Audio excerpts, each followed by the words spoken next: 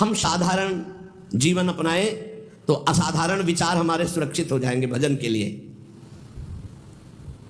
ये तो सच्ची बात है। विलासिता का स्वयं का जीवन नहीं होना चाहिए। हमारे पास जो सुख सामग्री वो दूसरों के लिए है, अपने लिए जिससे कम खर्चे से काम चल जाए वैसे चलाना चाहिए। अपना जीवन बहुत ही सात्विक होना चाहिए। हम टूटी से उतना ही जल लेते हैं जितनी आवश्यकता होती है, उतने ही बिजली चलाना जितनी आवश्यकता, नहीं तो बल्ब बंद करके अगर प्रकाश से काम चल रहा है बाहरी तो बल्ब नहीं जलाना है। अगर पंखे से काम चल रहा है तो कमरे में फिर हमको एसी नहीं चलाना। अगर बिना पंखे एसी के घंटा 2 घंटा कट रहा है तो हम वैसे, जितना आप कम खर्चे का जीवन उतना ही आपका भजन उत्तम बढ़ेगा। आप ये मत सोचो कि तुम मेरी संपत्ति में जितना चाहूँ महंगे से महंगा प्रयोग कर सकता हूँ, नहीं। सब संपत्ति रघुपति के आई, श्री जी के आए। एक आदमी 5,000 रुपये में एक बार अपना खान पान व्यवहार करता है और उसी 5,000 रुपये से 50 आदमियों को कुछ कुछ पवाया जा सकता है। जब हमारा काम जमीन में सोने से चल सकता है तो पलंग की क्या जरूरत है। चलो भाई, पलंग में जब हमारा एक चद्दर बिछा के काम चल सकता है तो डल्लब के गद्दे की जरूरत क्या है। भगवत मार्ग के हम पथिक है।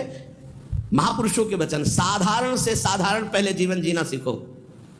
एक कुशासन और मार्किन के सिवा कुछ नहीं बिछाए थे। एक कुशासन, कुशकासन, उसके ऊपर मार्किन।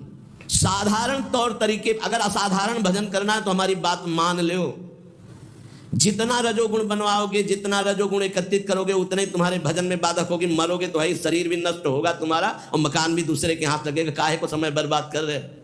अगर साधारण जीवन व्यतीत करते तो रोना आता, प्रभु मुझ गरीब, मुझ दीन पर कृपा कर दो।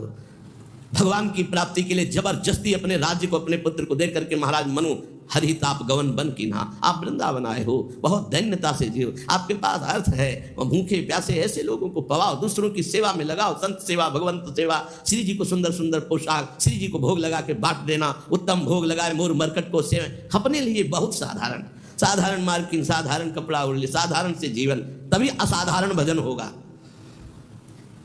जितना आप अधिक खर्च करेंगे अपने शरीर के ऊपर, साधक बहुत ध्यान से सुने, चाहे गृहस्थ हो, चाहे आपका पैसा नहीं है, वो भगवान का है। आप उचित अपने ऊपर खर्चा करें, परिवार के सुख में लगावें, संसार के सुख में लगावें, गौ सेवा, संत सेवा, भगवत सेवा, अन्य अन्य में। अपने जीवन में बहुत कम खर्चा। आप अपने समय को अधिक से अधिक बचाकर भजन में लगाएं। यदि आपके पास बहुत अच्छी धन राशि आ चुकी है तो आपको अब ज्यादा जरूरत नहीं है, तो आप उसे लोक सेवा, भगवत सेवा में लगाते हुए हर समय भजन में लगिए। ज्यादा फैलाओ मत फैलाइए। सच्ची कहते, बहुत सावधानी की जरूरत, बहुत सावधानी। अरे चाहे आप जितना 3.5 हाथ का शरीर है तुम्हारे हाथ से, उसको किसी एक कोने में पड़े रहना है। मार केवल बवाल रचे हो, अहंकार पुष्टता, मार रजोगुण की पुष्टता। हाँ, इस दरवाजा इसका आना चाहिए अमुक प्रदेश से, तो खिड़की इसकी अमुक प्रदेश की होनी चाहिए, तो लिफ्ट अमुक कंपनी की होनी चाहिए, वस्तु अमुक कंपनी। बड़ा दिमाग किसी में मर गए, कंपनी सब लगाए ऐसे बड़े बड़े भवन बने हुए, महल बने हुए, कबूतर हग रहे, रहने वाला कोई नहीं। पुरानी बिल्डिंगें देखो जो राजा महाराजाओं की, तुम्हारी को क्या। ये प्रमादी स्वभाव हटाइए। भजन के बहाने सुख भोगने की आदत छोड़िए तो परमात्मा प्राप्ति जल्दी हो जाए। डट करके सब झंझटों से निपट करके भजन करो। जीवन को प्रमाद से बचाकर प्रयत्न में स्थित करो। शब्द देख लो, शब्द ही है। प्रमाद से हटाओ और प्रयत्न में लगाओ। इतने माला भजन, इतना पाठ, इतना जाकर के राधा के कुंज में करना, इतना एकांत में पाठ करना, ऐसे ऐसे अपनी दिनचर्या इतने फिट कि उसको तोड़ना नहीं किसी भी स्थिति में। परमात्मा को भुला देने वाले सामग्री, विषयों, इन सबको हटा दो। अभी लगन नहीं लगी, इसलिए जहां तुम्हारा वास है वहां कोई भी ज्यादा भगवत विमुख करने वाली वस्तुएं अच्छी नहीं होनी चाहिए। बात ध्यान रख लो। जहां वास कर रहे हैं पूरे में राधा राधा राधा राधा राधा राधा राधा, गुरुदेव राधा वल्लभ, गुरुदेव राधा वल्लभ। जहां दृष्टि, उनकी पोशाक, उनकी माला, उनके बस एक आसन शयन के लिए, एक आसन बैठने के लिए, बस। आधुनिकता का जितना दर्शन होगा रजोगुण बढ़ेगा, भजन हटेगा। मान लीजिए, बहुत सावधान रहिए। वृंदावन है, वृंदावन की थोड़ा तो रहनी रखो। राधा राधा राधा राधा। यार कभी ऐसा भी करो ना कि एक टाट बिछा के सो, हाथ की तकिया, रज के पात्र रखे हुए कमरे में, उसमें भोजन प्रसाद पाया, टाट बिछा हुआ है, हाथ की तकिया में सो गए, नहा लिया, अपनी दिनचर्या में कुछ खर्चा नहीं, एक छोटे से पंखे से काम चला दो। अगर आजकल इतनी बिल्डिंगें बन रही कि वायु बाहर की नहीं मिल, शरीर को जैसे रखो वैसे रहेगा। शरीर को जैसे रखो, वर्षों कभी बिजली नहीं रखी यही हितधाम में कटवा के, जैसे रखो। थोड़ी देर पसीना पसीना, जितनी नींद आनी आनी, उठ के बैठ गए, फिर मानते जाओ हमको सोने के लिए है। नींद को जितना आना आ जाए, ना राधा राधा आज नहीं आई तो कल आ जाएगी, कल नहीं तो परसों आ जाएगी। भजन तो हमारा हो रहा है। भगवान का आश्रय समस्त शक्तियों को जागृत कर देता है, भोगों का आश्रय समस्त शक्तियों को ढक देता है। इस बात को समझिए। बहुत दुर्भाग्य है जो हमें सुविधा अच्छी लगे, बहुत दुर्भाग्य है, सच्ची माने। अंदर की स्थिति को तुम नहीं जानोगे, बाहर की बातें देखते हो। बड़ा दुर्भाग्य है जब सुविधा में भजन किया जाए, बड़ा सौभाग्य है जब असुविधा में भजन होता है। जो असुविधा में भजन किया महापुरुषों ने, वो सुविधा में, वो तो सुविधा भ्रम है, सुविधा भ्रम है। देखो, पूज्य श्री रघुनाथ दास गोस्वामी जी के पिता ने रसोईया, रुपया, सब व्यवस्था, सेवक जन भेजे कि अब जब जगन्नाथपुरी में ही रहेगा बेटा बाबा जी बन के, तो सारी सुविधाएं। अपने आप वैरागी को कोई शिक्षा नहीं देनी होती। एक दो दिन भोग बनाया, महाप्रभु चैतन्य देव को पवाया, फिर कहा कि जब हम भगवत मार्ग में चले तो मेरे प्रभु के द्वारा मेरा भरण पोषण होना चाहिए, ये पिता के द्वारा वैभव का नहीं। वापस कर दिया सब। और जगन्नाथ जी के सिंह पौर पर जो भिक्षुक जन है उनके बीच में खड़े हो गए। तो भिक्षुक जनों का तो अभ्यास था, दौड़ दौड़ के आगे लेते, वो गंभीरता से खड़े रहते। जब कोई उनकी तरफ देख कर दे देता तो वही पा लेते, रात दिन भजन करते। इस वृत्ति को भी ठीक नहीं समझा। फिर एक अन्य क्षेत्र से थोड़ा अन्य, फिर इस वृत्ति को भी सुविधाजनक समझा। रात्रि में जो प्रसाद फेंक दिया जाता, गौएं भी नहीं पाती, वो उठाकर धोकर फिर पाते, रात दिन नाम जप। महाप्रभु चैतन्य देव जी को जब गोविंद जी के द्वारा पता लगा कि ऐसे रघुनाथ दास जी, तो चुपचाप रात्रि में गए और भोग लगा को पाना ही शुरू किया था कि ऐसे, और कहा इतना स्वादिष्ट अमृत जैसा भोग अकेले अकेले पाता है रघु, मुझको निमंत्रण नहीं दिया। अरे प्रभु आपके लायक नहीं। बोले यही तो अमृत है। महाप्रभु, भगवान का आश्रय समस्त शक्तियों को जागृत करता है और भोगों का आश्रय ये समस्त शक्तियों को ढक करके पाप ताप संताप उत्पन्न करता है। जो भगवान का आश्रय ले लेता है, भगवान उसके सारे दोषों को अपना दोष मान लेते हैं, सारे उसके अपराधों को स्वयं मिटा देते हैं। भगवान के बल के समान कोई बल नहीं, इसलिए उपासक को अपना बल नहीं, भगवान का बल का भरोसा रहकर निर्भय हो जाना चाहिए। थोड़ी रहनी सुधार लो प्रभु, थोड़ी रहनी सुधार लो, थोड़ा साधारण जीवन जियो तो असाधारण भजन होने लगे। ये सब ठीक नहीं। बाहर सच्ची कहते हैं, दुर्भाग्य समझो जो सुविधाजनक जीवन जीकर भजन करना चाहते हैं, जो साफ सुविधाओं को ठुकरा करके, साफ वैभव है लेकिन बहुत अकिंचन जीवन जीते हैं। बलिहारी उनके जीवन की। भगवान जितनी रचना रचे उसका प्रतिक्षण परिवर्तन हो रहा है और नाश की तरफ जा रही है। शरीर से लेकर जो भी आप देख रहे हो, गो गोचर जहां लघु मनुजाई, सबका परिवर्तन हो रहा है, सब नाश की तरफ जा रहा है। ये क्षण ध्वंसी है, किसी भी क्षण में नष्ट हो सकता है। जो तुम देख रहे हो सब, यहां का मिलना संतोषजनक नहीं है। यहां व्यक्ति मिल जाना, वस्तु मिल जाना, स्थान मिल जाना, यहां कोई संतोषजनक नहीं, क्षणिक है, दुखद है। श्री भगवान पर विश्वास करके सर्व प्रकार से उनके ऊपर निर्भर होकर जो भजन करता है वो मंगल को प्राप्त होता है। क्षणभंगुर शरीर का क्या पता कब नाश हो जाए। भगवान की इच्छा से जो कुछ है उसी में संतुष्ट रहो। जो तुम्हारे पास है वो दूसरों की धरोहर है, तुम्हारी नहीं है। तुम कम से कम खर्चे में जीवन व्यतीत करो। इस नाट्यशाला में, जगत नाट्यशाला में भगवान के खेल को, सृजन पालन संहार, तीन खेल के रहस्य को जान करके खूब नाम जप करो। पता नहीं कल किसका आए कि ना आए। भगवान बहुत समीप हैं हमारे, उनसे अधिक समीप अन्य कोई भी नहीं है। उनका जितना चिंतन करोगे, उन्हें जितना अपने समीप देखोगे, उतना ही तुम परम सुखी होने लगोगे और भगवान तुम्हें दिखाई देने लगेंगे कि नजदीक है। जब तक अपनी इंद्रियों को वश में नहीं करोगे, मन को वश में नहीं करोगे, तब तक परमात्मा स्थिति नहीं आती। श्री भगवान ने गीता जी में अर्जुन जी से कहा कि जो योग युक्तो विशुद्धात्मा विजितात्मा जितेंद्रियः सर्वभूतात्म भूतात्मा कुर्वन्नपि न लिप्यते। जिसकी इंद्रियां भजन के प्रभाव से वश में हो गई हैं, जिसका अंतःकरण मन बुद्धि चित्त अहंकार निर्मल हो गया है, जिसका शरीर पवित्र हो गया है साधन करते करते, शरीर वश में, इंद्रिया वश में, मन वश में, बुद्धि वश में, चित्त वश में, अहम वश में, संपूर्ण प्राणियों के आत्मस्वरूप भाव में जो स्थित है, अब उसको कोई कर्म नहीं बांध सकता। नहीं, हर कर्म जीव को बांधता है। जिसकी इंद्रियां वश में है, जिसका मन वश में है, जिसका शरीर पवित्र हो चुका है, निष्पाप, वो पुरुष कुछ भी जो कर रहा है कभी वो पाप को प्राप्त नहीं होगा। कोई भी कर्म उसे बांध नहीं सकता। इसी को तो जीवन मुक्तता कहते हैं, परमानंद। देखो भगवान कह रहे हैं, नैव किंचित करोमीति युक्तो मन्येत तत्त्ववित् पश्यन् श्रवन् स्पृशन् जिघ्रन् नश्नन् गच्छन् स्वपन् श्वसन् प्रलपन् विसृजन् ग्रहणन् निन्मिषन्नपि इंद्रियाणि इंद्रियार्थेषु वर्तन्ते इति धारयन्। हे अर्जुन, जो तत्व को जानने वाला पुरुष है, संयमी पुरुष है, जिसने अपनी इंद्रियों पर विजय प्राप्त कर ली, मन पर विजय प्राप्त कर लिया है, जो सब जगह अपनी आत्मा को देखता है, नैव किंचित करोमीति युक्तो मन्येत तत्त्ववित्, वो तत्व को जानने वाला सांख्य योगी किंचन मात्र कुछ नहीं करता है और सब कुछ करता है।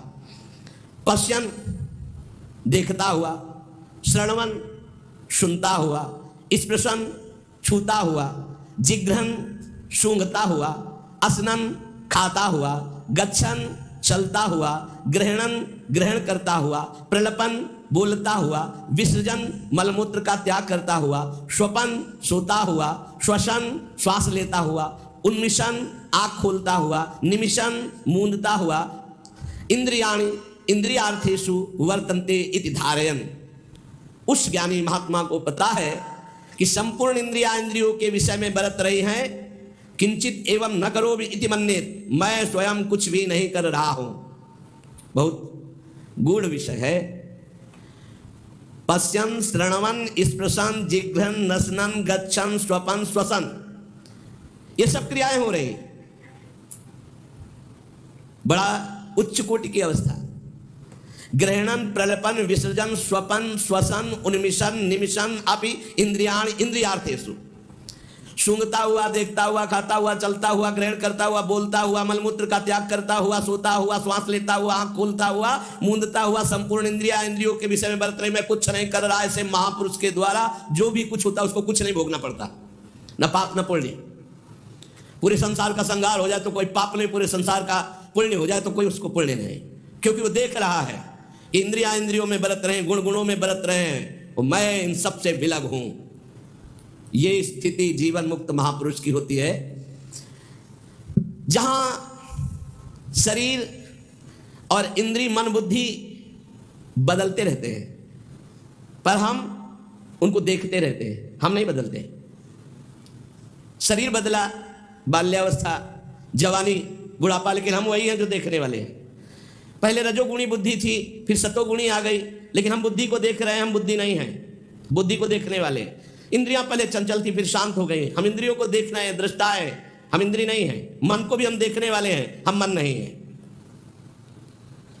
स्वयं हम परमात्मा के स्वरूप हैं।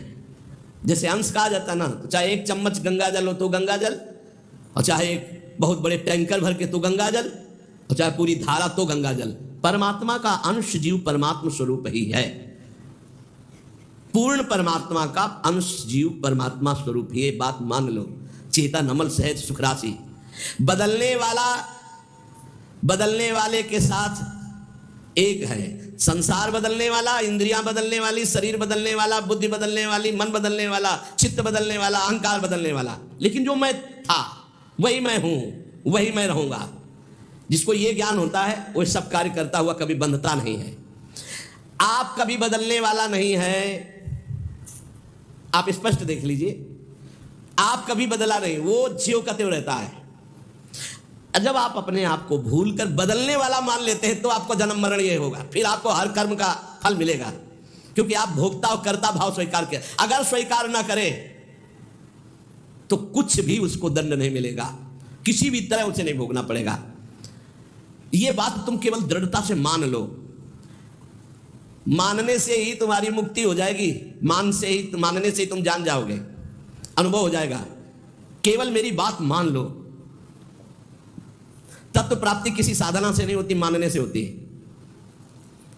चाहे ध्यान से सुने, चाहे वो कैसा हो, कोई अधिकारी हो या अनाधिकारी, अंतःकरण शुद्ध हो या अशुद्ध, इससे कोई मतलब नहीं क्योंकि ये तुम हो ही नहीं, और इससे बड़ा कोई ज्ञान से पवित्र कोई तीर्थ नहीं है। अगर तुम भगवत प्राप्ति चाहते हो, तुम्हें भगवत प्राप्ति की लगन है, तो इस बात को समझो, शरीर संसार ये तुम नहीं हो, ये तुमसे अलग है। ऐसा अनुभव होता है। जबान चराना, नेत्र चराना और इंद्रियों की गुलामी में घूम रहे, इसलिए समझ में नहीं आ रहा। ये बहुत बढ़िया बात है। यद्यपि मृषा छूटति कठिनाई, अगर समझ जाओ तो केवल समझने की बात है, कुछ करने की नहीं। भगवत प्राप्ति समझने की बात है। ये बहुत सुंदर बात, इसी को हमने कई बार सत्संग में कहा है। आप अपने अंतःकरण की बात किसी से मत बताइए कि आपको कोई विकार है। जब आपसे कोई पूछे तो मुस्कुरा के उत्तर दो, बहुत सुंदर, बहुत कृपा है ठाकुर जी की, बहुत आनंद है। वो धीरे धीरे अंतरे में भस्म हो जाएंगे। उनकी सत्ता ही नहीं, आप जब सत्ता देते हैं तभी वो आपको परेशान करते हैं। भगवान कहते हैं मात्रा स्पर्शास्तु कौन्तेय शीतोष्ण सुख दुखदा आगमा पाइनो अनित्यास्तास्ति तिक्षस्व भारत। ये आने जाने वाले विकार हैं, इनकी सत्ता नहीं है, इनको चुपचाप सह जाओ अंतःकरण में। तुम्हारे में तो आए ही नहीं, अंतःकरण में तन्मयता होने के कारण तुम्हें भास रहा है। तुम में तो कभी कोई विकार हो ही नहीं सकता। तुम तो निर्विकार सच्चिदानंद थे, हो, रहोगे। कभी कोई विकार तुम्हारे को छू ही नहीं सकता, कभी कोई पाप तुम्हें छू ही नहीं सकता। इस शरीर से हुआ, शरीर को भोगना पड़ेगा। तुम शरीर नहीं हो। अब इतना ज्ञान हो जाए तो जीवन मुक्त हो जाए। एक मार्मिक बात है जिसकी तरफ साधक ध्यान नहीं देता, वो ये कि परमात्मा की प्राप्ति करने से नहीं होती, मानने से होती। और सब करने में लगे, सब करने में लगे। और यहां कह रहे एक साधक इस तरफ ध्यान नहीं देता। परमात्मा की प्राप्ति स्वतः सिद्ध है, करने से नहीं, मानने से होती है। मानते करके मान लो या मान के जान लो। जो सत्संग सुनते हैं उनको जो प्राप्त होता है वो 50 वर्ष साधना करने पर भी नहीं। साधक में बहुत अंतर मिलेगा, एक सत्संगी और एक एकांतिक। तो बहुत अंतर होगा। सत्संगी बहुत अपने बचाव पक्ष का जोरदार ज्ञाता होगा। परमात्मा प्राप्ति करने का भाव बाधक है। कैसा? मैं परमात्मा प्राप्ति करूंगा साधना से, बहुत लंबा समय होगा और किसी महापुरुष का जब संग मिलेगा तो तुम मानने पे आ जाओगे, तो जान जाओगे। अगर अभी मानने पे आ जाओ तो जल्दी जान जाओगे। हम लोगों के दिमाग में बैठा है कि 10-20 वर्ष कम से कम भजन करेंगे तब अंतःकरण पवित्र होगा, तब हम कुछ जान पाएंगे। तो पक्का 10-20 वर्ष भजन करना पड़ेगा। अगर आपको ये तो जानने की बात है, हमें बताया जा रहा है कि मैं परमात्मा हूं, मेरे में कभी विकार होते ही नहीं। तो जब अंतःकरण विकार युक्त है तो दृष्टा भाव से देख रहा, मेरे में तो विकार है नहीं, मैं तो सुना हूं निर्विकार हूं, बहुत शांति मिलेगी। उसी समय वो विकार नष्ट होने लगेंगे। बड़ा बड़ा जप अनुष्ठान, ध्यान अनुष्ठान, ये सब जो करके प्राप्त करने के बहुत लंबा समय लगेगा। करने से कर्तृत्व भाव पुष्ट होता है, कर्तृत्व भाव आने से व्यक्तित्व भाव होता है, और व्यक्तित्व में ही सारे प्रकृति के विकार जुड़े हुए हैं, उसी में फिर वो लचपच जाता है। बड़ा सूक्ष्म विषय, चूंकि ये पूर्व का है इसलिए बहुत आनंददायक है। शरीर से तदात्म कर्तृत्व भाव से हुआ है। निर्लिप्तता का अनुभव करना ही है, चाहे जिस मार्ग से करो, कर्म योग से, भक्ति योग से, ज्ञान योग से। इसलिए क्रिया की मुख्यता साधक में रहती है भगवत प्राप्ति का। तो आप बोलो क्या करूं? क्रिया की मुख्यता रहती है। आप बोलो मैं क्या करूं? मैं ये करता हूं, मैं ये करता हूं, मैं इतना पाठ करता हूं, मैं ये करता हूं, ये करता हूं। किसको लेके बोल रहे हो? वाकेंद्री से पाठ कर रहे हो, शरीर से सेवाएं कर रहे हो, चेष्टाएं कर रहे हो, लेकिन तुम तो इससे अलग हो ना। इतना ज्ञान है कि नहीं? अगर इतना ज्ञान नहीं तो सब कुछ अहंकार की धारा में हो रहा है, वो शुभ कर्म के अंतर्गत आ जाएगा। जब अहम की धारा शरीर से जुड़ जाती है तो भाषा बदल जाती है। सुनना, भाषा पहचान लेना। मैं करता हूं, मैं खाता हूं, मैं पीता हूं, मैं बोलता हूं, मैं चिंतन करता हूं, मैं निष्कामी हूं, मैं कामी हूं, मैं क्रोधी हूं, मैं क्षमावान हूं। मैं के आगे जितना जुड़ गया वो सब प्रकृति राज्य। क्रिया होती शरीर से, मान रहा मैंने किया। हर इंद्रियां क्रिया कर रही हो, हमारे इंद्रियों के कर्ता बने बैठे हैं। काम क्रोध आ रहे हैं, अंतःकरण में मान रहे हम अपने में। इसीलिए जीवन मुक्त होना कठिन कहा गया है, क्योंकि सोचते कुछ करके जीवन मुक्त होंगे। जो करोगे जीवन मुक्तता जो है उसी को ढकने वाली बन जाएगी। इसलिए महापुरुष अकर्ता होते हैं, अचाह होते हैं, पूर्ण काम होते हैं। बोले साधना करते करते हो गए? नहीं, हमारा स्वरूप ही पूर्ण काम है, सिद्ध है। चाहे अभी मान लो, चाहे 50 वर्ष साधना करने के बाद मान लेना। नहीं तस्य कृतेदार्थ और ना कृते नेह कश्चन। वास्तव में स्वयं में कभी कोई क्रिया होती नहीं, और शरीर बिना क्रिया के रह नहीं सकता। जब स्वयं निर्लेप रहता है तो शरीर से पवित्र आचरण होते, पापाचरण नहीं। चुप हो जा। क्या कह रहे? सबसे बड़ी साधना है चुप हो जा, अलग देखो अपने आप को, शरीर से, इंद्रियों से, अंतःकरण से। चुप हो जाओ, तुम करता नहीं हो। परंतु गलती यही होती कि चुप नहीं रह पाते, शांत नहीं रह पाते, सत्ता का अनुभव नहीं कर पाते, बस क्रियाओं में हम फंस गए हैं। स्वयं में कोई क्रिया नहीं है। इसीलिए भगवान कहते हैं वो महापुरुष जो स्वयं को जान गया, वो पश्यन, श्रवण, स्पृशन, जिघ्रन, असनन, गच्छन, ग्रहणन, प्रलपन, विसर्जन, स्वपन, श्वसन, उन्मिषन, निमिषन, अपि इंद्रियाण इंद्रियार्थेषु। देख लो, देखता हुआ किससे देखता है? कौन देख रहा है? बोले नेत्रेंद्री देख रही है। किसको देख रही? अपनी प्रकृति को ही। प्रकृति के बने हुए नेत्र प्रकृति को देख रहे हैं। आप इसके दृष्टा हैं। किसके? नेत्रेंद्री के।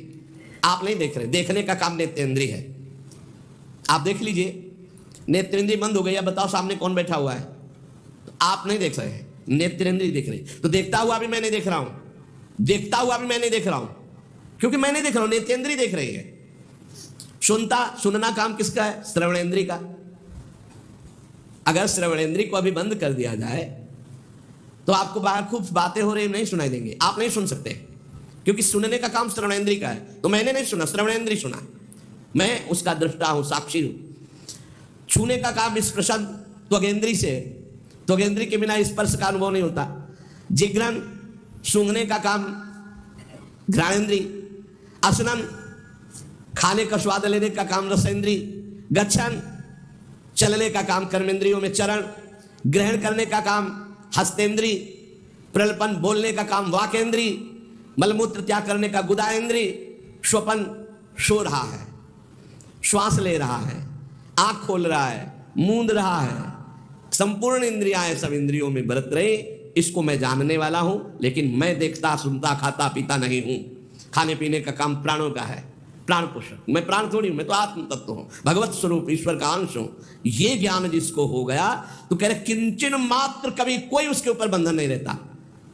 सिद्ध महापुरुष के ऊपर कोई, इसीलिए सुधानिधि में भी ये लिखा है कि जो महापुरुष राधा वल्लभ लाल के रहस्य मार्ग में प्रविष्ट हो चुका है, देहातीत भाव, अब वो चाहे विषय ग्रहण करे या त्याग कर दे, बहिर्मुख पुरुषों के पास बैठे हो, एकांत बैठे हो, कैसी भी स्थिति में रहे, उसे कोई नहीं बता सकता।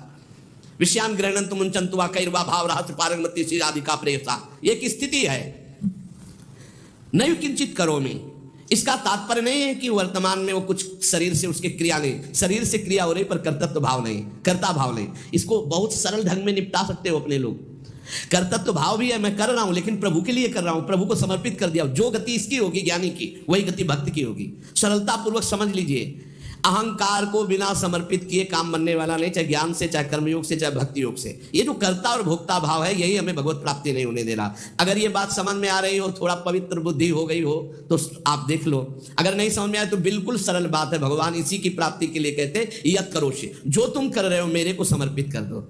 क्योंकि अपने लोगों का शरीर भाव दृढ़ है, कर्ता भाव दृढ़ है, तो अब हमारा कल्याण कैसे हो? तो जो हम कर रहे हैं वो प्रभु के लिए कर रहे हैं। हर समय नाम जप करो, सारे कर्म प्रभु को समर्पित कर दो। अहंकार वो घसीट लेंगे, जीवन मुक्त वो बना देंगे।